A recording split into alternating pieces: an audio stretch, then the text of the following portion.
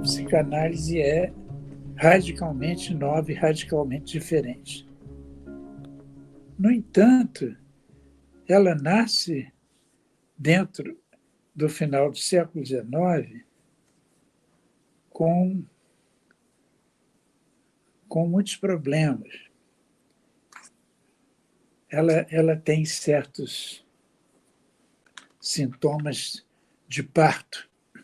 Freud fez o que pôde na tentativa do entendimento do psiquismo de um modo novo e produziu uma obra bastante grande, né, que, na verdade, é um grande projeto de introdução ao pensamento psicanalítico. Isso aqui é a obra de Freud. Extremamente importante, mas que é a fase de introdução à psicanálise. Eu costumo dizer para mim que Freud e seus seguidores e seguintes, logo depois dele, são da ordem do nascimento e da infância da psicanálise. A gente precisa entender isso porque eles tinham o direito de começar com as ferramentas, os propósitos e as consecuções que foram possíveis. Ali está a infância da psicanálise. O nascimento, vamos dizer que seja final do século XIX, e ali em 1900 ela é parida realmente com o aparecimento da interpretação dos sonhos e depois com toda a obra do Freud, de alguns seguidores dele, e depois com aqueles seguintes que supunham não estar mais sendo seguidores, supunham estar fazendo outra coisa. Mas qual é o sintoma mais evidente, visto à distância, hoje?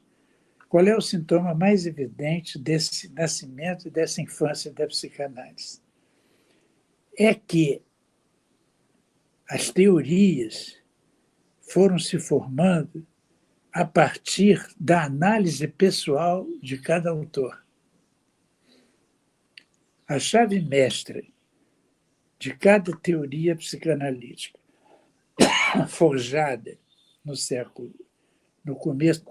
fim do século XIX e começo do século XX, são teorias a partir da formação sintomática de cada autor. Mesmo Freud, o Édipo é uma história pessoal que ele tentou generalizar e aplicar a interpretação, como ele chamava, dos seus analisandos. É claro que Freud era genial, então ele não ficou apegado só ao Édipo. Ele produziu vários artefatos teóricos, todos eles da maior importância.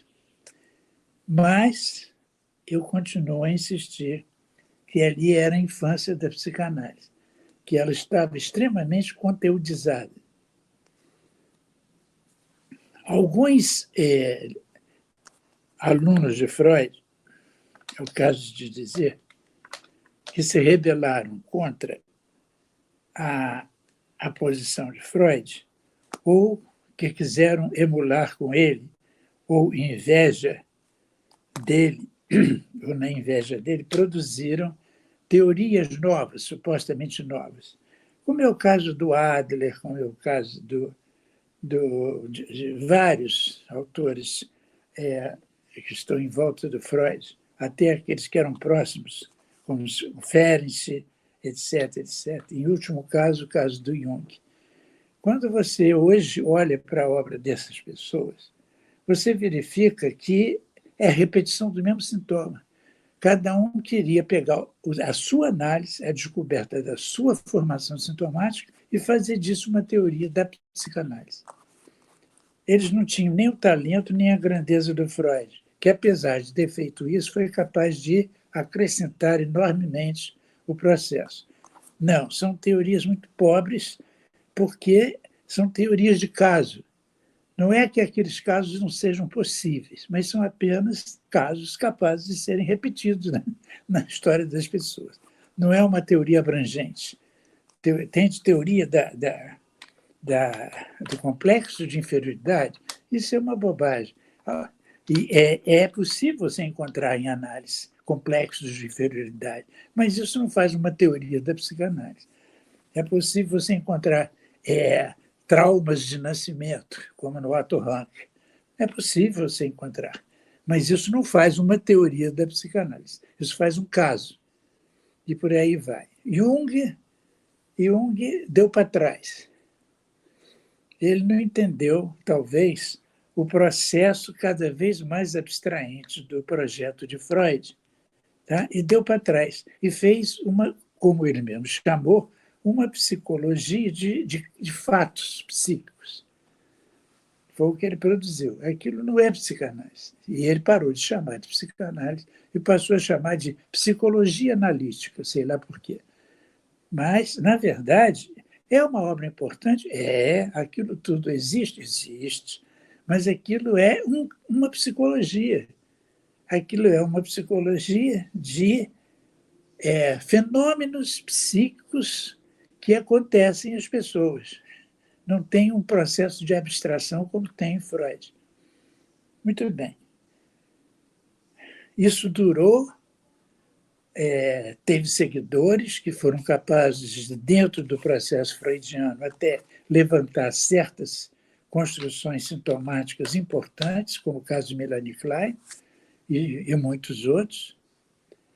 A gente encontra várias pessoas conseguindo apontar construções sintomáticas que não merecem ser base de teoria, mas que existem. O defeito deles era pensar que estava inventando outra psicanálise. Não estavam, não. Muito bem. Aí, de repente, chega um cavalheiro chamado Jacques Lacan, psiquiatra, jovem, etc., e que está metido num processo radicalmente diferente do processo freudiano. Freud fazia a suposição de que estava fazendo uma ciência, estava começando uma ciência nova, e estava imbuído de mentalidade, digamos, científica. Sabe-se lá o que isso poderia ter sido naquela época na cabeça dele. Muito bem. Lacan nasceu dentro de um momento radicalmente novo no século XX. E foi criado... Olha, Lacan nasceu em 1901. Em 1901 já tinha sido publicada a interpretação dos sonhos e a psicanálise estava andando com velocidade. Lacan, quando jovem, quando adolescente jovem, conviveu com um movimento emergente de cultura extremamente vigoroso. Vários movimentos desse tipo. Primeiro, o surrealismo, que ele frequentou de perto, que mexeu demais com a cabeça dele. O Freud nunca conseguiu entender o surrealismo. O único surrealismo que ele conseguiu entender, mais ou menos, foi o do grande paranoico que é Salvador Dalí. Aí ele entendeu um pouco. O resto ele achou esquisito, não conseguia entender, mas eu acho que era um defeito dele de entendimento. E o surrealismo era bastante poderoso na tentativa de entender o psiquismo humano e suas formações. Lacan se meteu ali naquele meio e isso foi extremamente importante na formação da cabeça de Lacan. Logo em seguida, com a sua pequena experiência psiquiátrica de Hospital de Sainte-Anne e aluno de Clarenbeau, que era o psiquiatra mais importante da França na época, ele se depara, para além do surrealismo, com o nascimento do estruturalismo, que foi uma coisa absolutamente revolucionária ali no meio do século XX, né? Com Lévi-Strauss, com toda a linguística emergente, com teorias poderosas, etc., Saussure, Jacobson, etc., toda aquela gente que vocês conhecem. Muito bem. O que acontece com o século XX? Hein? Digamos que o século XIX tinha uma forte tendência histérica. Tanto é que Freud situou a psicanálise no modelo da histeria.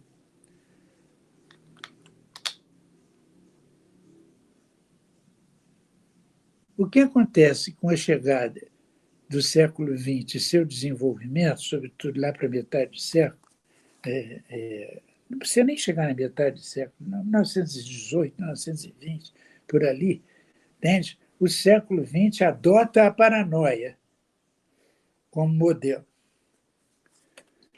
Digamos que o modelo do século XIX fosse histérico.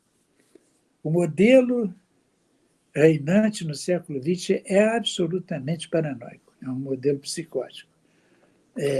Quer dizer, com configuração psicótica, um pensamento paranoico. Tanto é verdade que o próprio Dalí chamava a sua produção e a sua intelecção da arte como paranoia crítica. E até hoje não se sabe se o nome foi dado por ele ou por Lacan. Não se sabe se foi Lacan que chamou essa postura daquela época de paranoia crítica. Paranoia crítica quer dizer o seguinte: o processo é paranoico, mas não é preciso ser psicótico para entrar nesse processo. É uma escolha de modelo. É isso que se chama paranoia crítica. Não é uma paranoia psicótica, é uma paranoia como modelo de pensamento. Esse é o modelo do século XX. Depois de instalado o século XX, nós tivemos 2 guerras mundiais completamente paranoicas. Nós tivemos governos e posições políticas completamente paranoicas. Né? A Rússia, a China, o pensamento de Marx é completamente paranoico. Né? E vários outros pensamentos e posturas, sobretudo posturas intelectuais e posturas políticas dentro do século XX, são inteiramente paranoicas. Olha, Lacan não podia fugir do modelo. Era o modelo que estava à disposição. Por quê? Porque o modelo do estruturalismo é um modelo de configuração paranoica. Paranoica no seguinte sentido: assim como eu disse que Freud e segmentos é a infância da psicanálise, com essa era do século XX, aparece o quê? A adolescência da psicanálise, juntamente com aquele pensamento adolescente de paranoia que invadiu todo o século XX. Arrogância, tentativa de autodefinição, de contraste com o resto do conhecimento, de modelo rigoroso de pensamento. Rigoroso quer dizer paranoico de pensamento.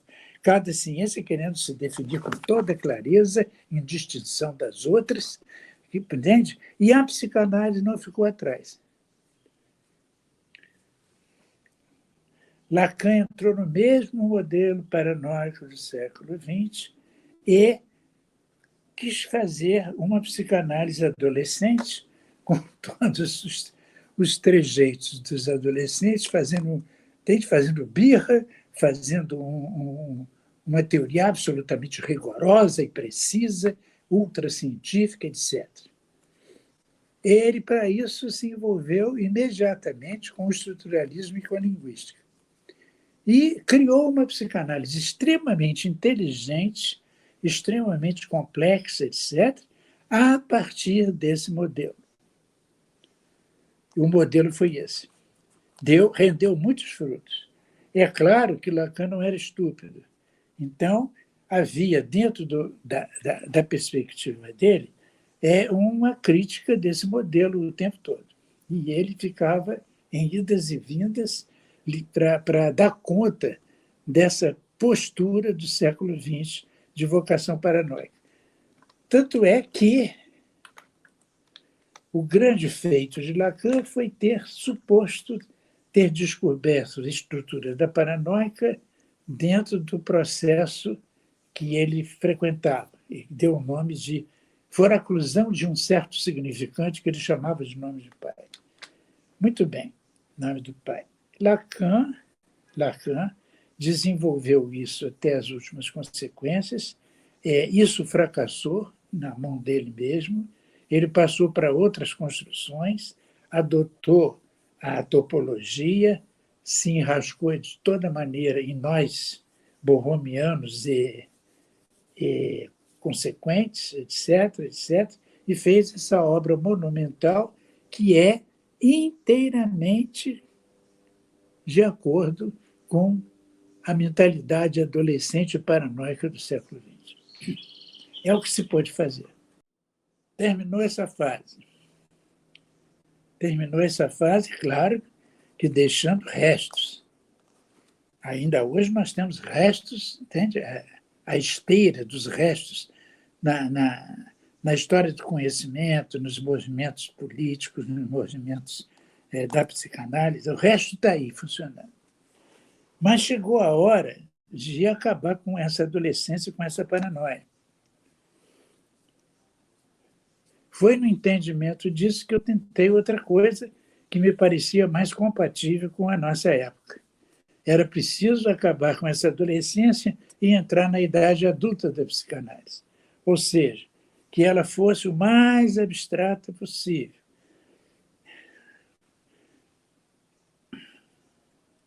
Que ela tivesse condições de entrar no quarto império, que eu chamo de o espírito, porque é o império da informação, né? É o império dos algoritmos, etc. Quer dizer, o entendimento de que o processo é muito mais abstrato do que se supunha.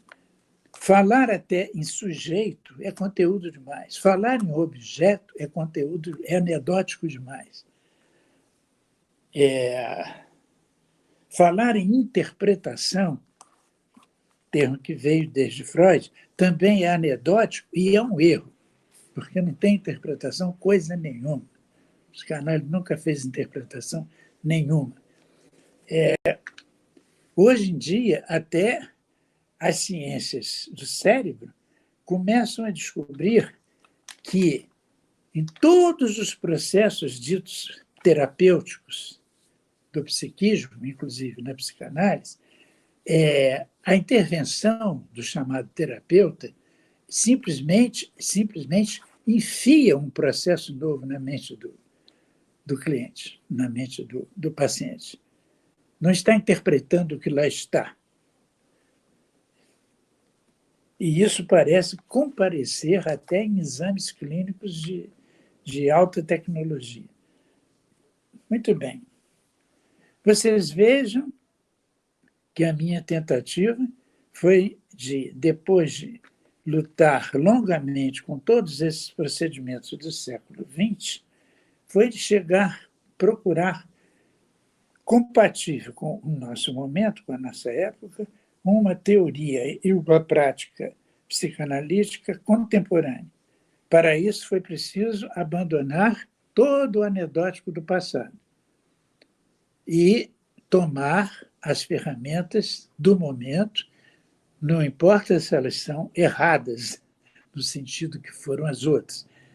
Né? É um erro que acertou. Né? Isso não importa. Importa que é a condição de conhecimento e de praticidade do nosso momento. Isso é o que eu chamo de nova psicanálise. Né? E que eu passei a adotar outras ferramentas, outros tipos de raciocínio, outros tipos de articulação, no sentido de cada vez maior abstração no entendimento do funcionamento do psiquismo. É o que está aí apresentado a vocês como essa teoria. E que evita todos os procedimentos paranoicos do século XX, tanto na psicanálise quanto no conhecimento, né, na concepção das ciências, como na concepção da política.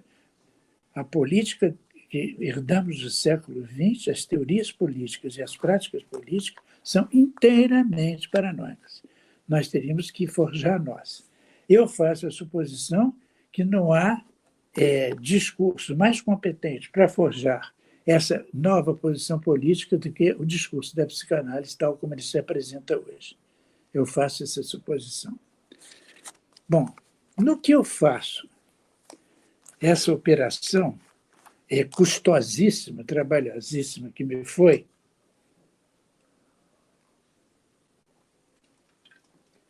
de tentar abandonar a parafernália, tanto da infância quanto da adolescência da psicanálise, eu me deparo com uma coisa extremamente curiosa.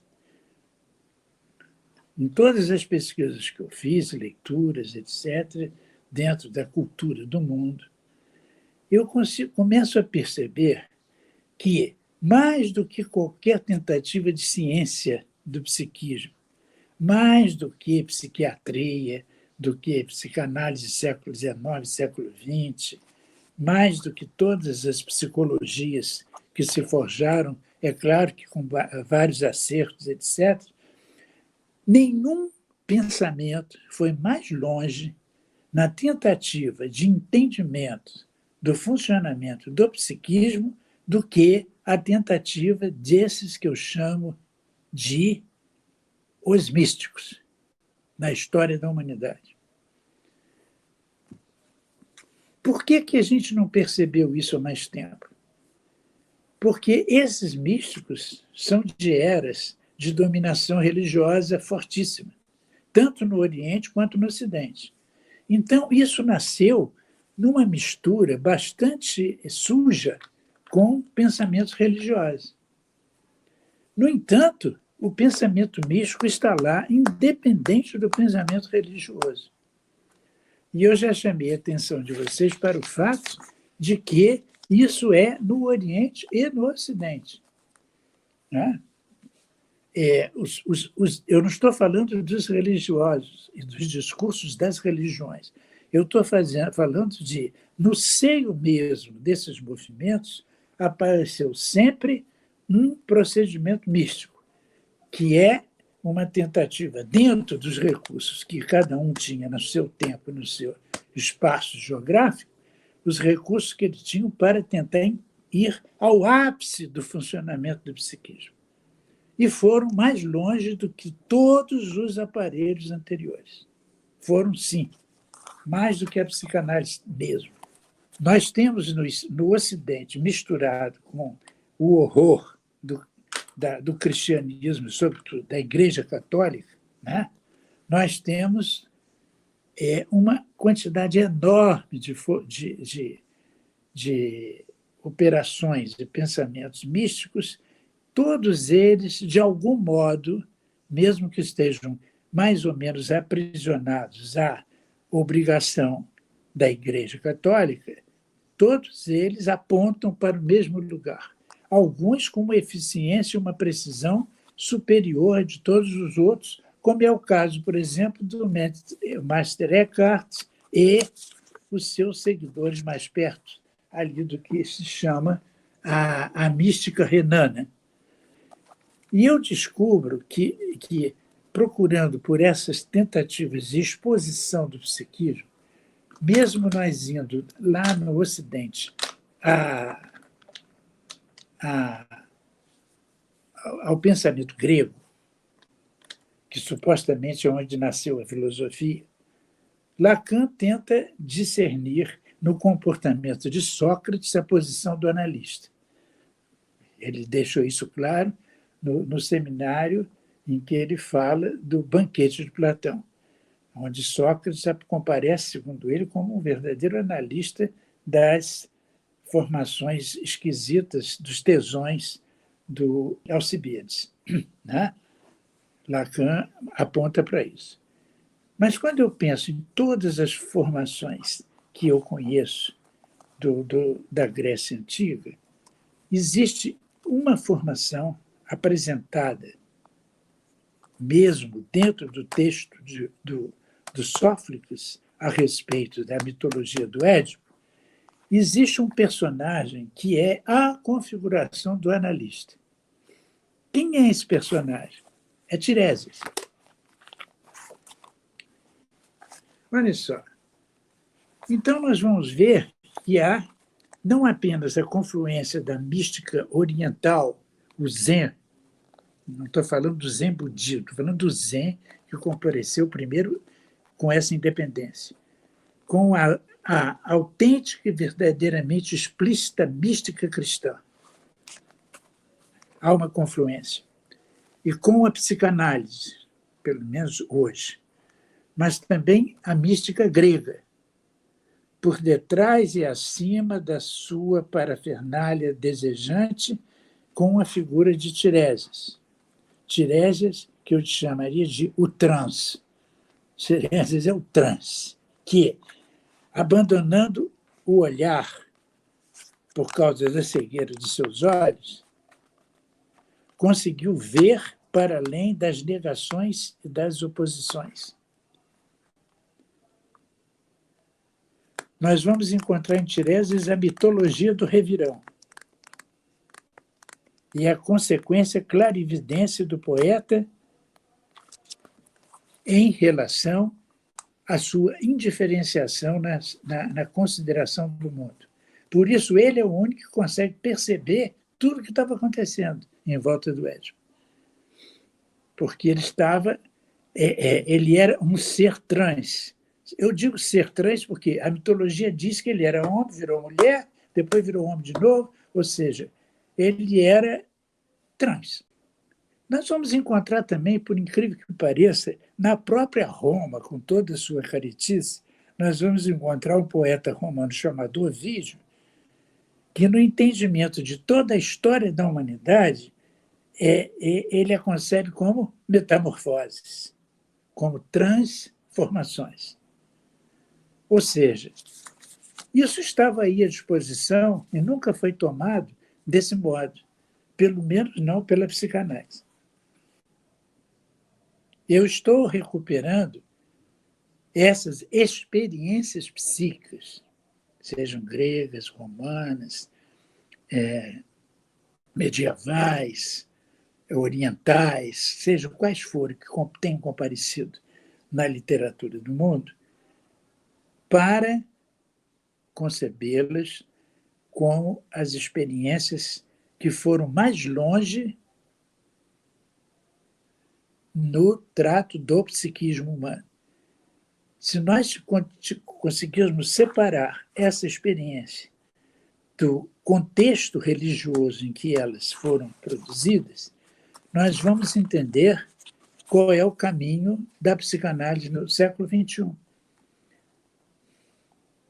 Nós temos que ir lá no mundo e procurar as experiências mais radicais com o psiquismo, porque foram mais radicais do que as experiências das psicologias, assim como da psicanálise, etc., etc. Completamente assujentadas, poderia dizer, com os modelos religiosos que as subjugavam. E, portanto, justamente por isso, sempre foram perseguidos pelas religiões oficiais, porque estava, de certo modo, dissolvendo o próprio poder dessas religiões. O mais claro é a Igreja Católica assassinando todo e qualquer pensamento místico, como foi o caso, inclusive, do Eckhart que morreu, felizmente, antes de ir para a fogueira.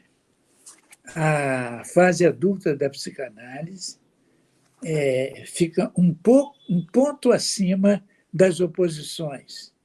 A neutralidade e indiferenciação, a bifididade e a transa de formações.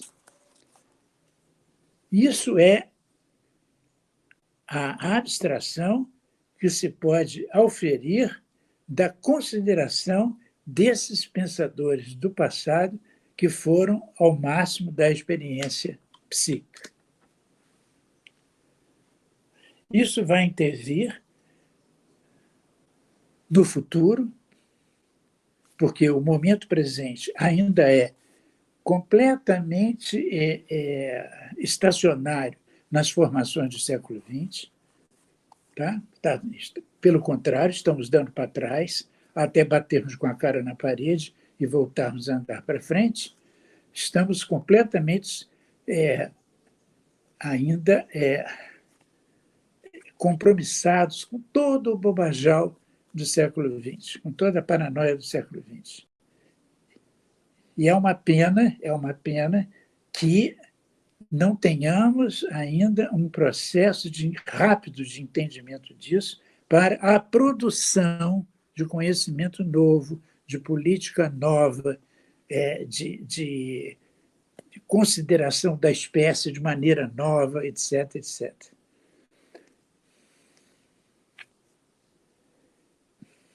E estamos apenas, supondo eu, tentando produzir a idade adulta da psicanálise. Ainda faltam mais duas, que devem vir depois.